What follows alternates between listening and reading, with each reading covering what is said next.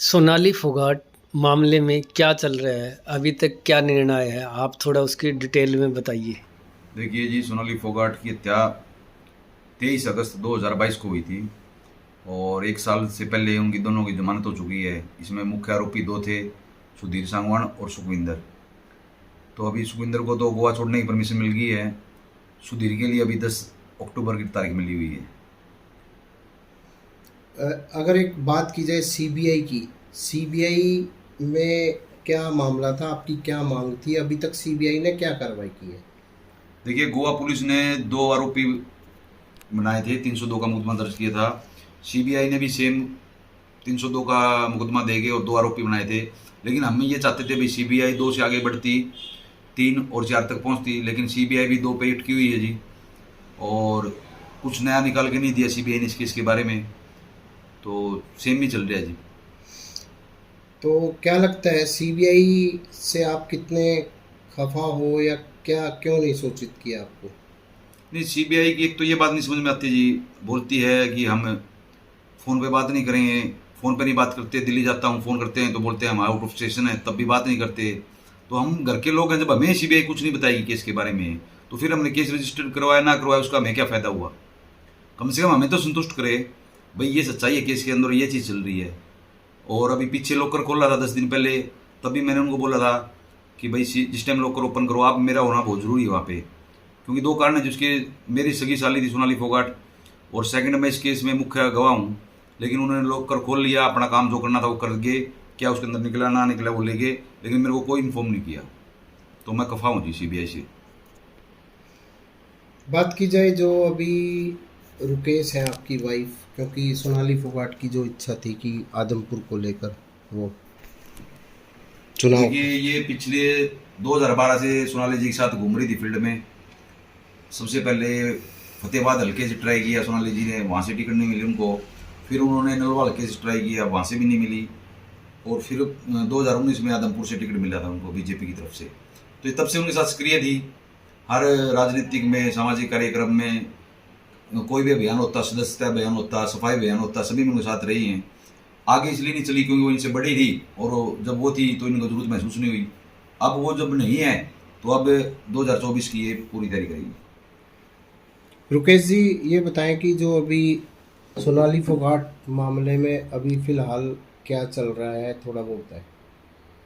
देखिए, सोनाली फोगाट मामले में अभी 10 तारीख दी गई है सुधीर सांगवान की भी, वो गोवा अभी छोड़े या ना छोड़े।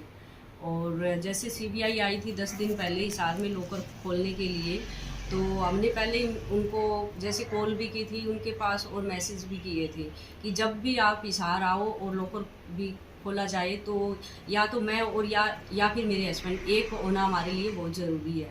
तो जिस दिन सीबीआई आई तो हमें कोई भी कुछ भी नहीं बताया गया भी वो आ रहे हैं या नहीं। तो हमें तो बाद में पता लगा कि लॉकर खोला गया है, उसमें अब हमें ये नहीं पता उसमें क्या था क्या नहीं। लेकिन हम इस बात से बहुत नाराज़ है सीबीआई से कि उन्होंने हमें क्यों नहीं बताया। इसके पीछे क्या बात है कि हमें क्यों नहीं बताया गया? क्योंकि मैं सोनाली फोगाट की सिस्टर हूँ और ये अमन अमन जी है जो मेरे हस्बैंड, उसमें मुख्य गवाह है। तो हमें इस बात का भी होना बहुत ज़रूरी था कि लॉकर में क्या है क्या नहीं। तो लॉकर में कुछ ऐसी चीज़ निकल सकती है जिससे केस और स्ट्रॉन्ग हो सके? देखिए, अब हम क्या बता सकते हैं, वो तो सीबीआई को ही पता ना अभी लॉकर में क्या निकला है क्या नहीं। कुछ तो था लॉकर में, तभी तो हमें बताया नहीं गया। वो अपना काम चुपके से आके करके चले गए। अच्छा, एक जो सोनाली फोगाट जी की इच्छा थी कि आदमपुर से वो कभी विधायक बने, नहीं बन पाई, तो आपकी सिस्टर, आप जाते थे रूटीन में, तो अब आप क्या, आपने भी कहा था मैं चुनाव लड़ूंगी, अब आदमपुर से समय अब नज़दीक आता जा रहा है। देखिए, 10 साल से मैं दीदी के साथ ही राजनीति में थी। मैंने भी बीजेपी ज्वाइन कर रखा था। तो लेकिन दीदी जब आगे थी, वो बड़ी थी मुझसे, तो मुझे कोई ज़रूरत नहीं थी आगे आने की। अब जब दीदी चले गए हैं तो मुझे और भी सभी को, फैमिली को, और जो लोग हमारे साथ 10 साल से जो जुड़े हुए हैं, तो अभी सभी को ज़रूरत है। तो इसलिए मैं अब जैसे हल्के में भी जा रही हूँ तो वो सभी बोल रहे हैं कि मैडम जी आप आगे आओ, तो इसलिए मुझे आगे आना ही पड़ेगा। तो आपका आदमपुर में किस तरीके से संपर्क अभियान चल रहा है, जो उनकी टीम को लेकर कैसे संपर्क अभियान चला रहे हो?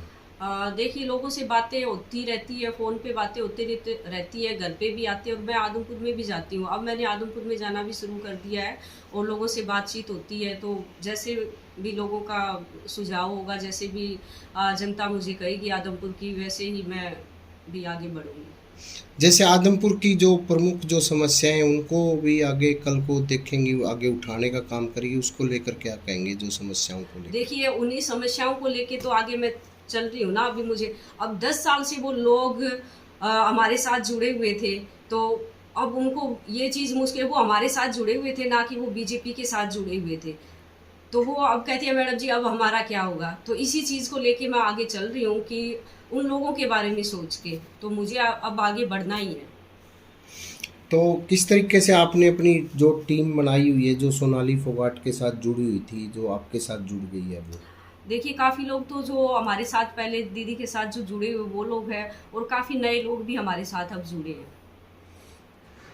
तो जैसे आप चुनाव लड़ना चाहती है, तो क्या देखती है आदमपुर की, किस तरह की जो समस्याएं दूर करना चाहती हैं आप लोगों की? देखिए, काफ़ी लोगों को तो जैसे पानी की समस्या वहाँ आ रही है, रोड रोड की भी समस्या वहाँ आ रही है और कई लोग जो खेतों में रहते हैं उनके जो नाले होते हैं उनकी भी समस्या आ रही है। ये छोटी-छोटी समस्या है उनकी, बोलते हैं कि ये हमारी छोटी-छोटी समस्या, यही हमारी नहीं हो रही।